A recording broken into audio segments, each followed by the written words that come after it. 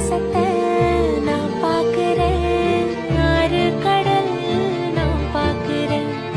ஆகாசத்தை நான் பார்க்கிறேன், ஆறு கடல் நான் பார்க்கிறேன். கண்ணால எதையோ காணாத இவன்தான் கண்ணீரை பார்த்தேனே. இனி என்னோட அழக பொன்னான உலக உன்னால பார்ப்பேனே.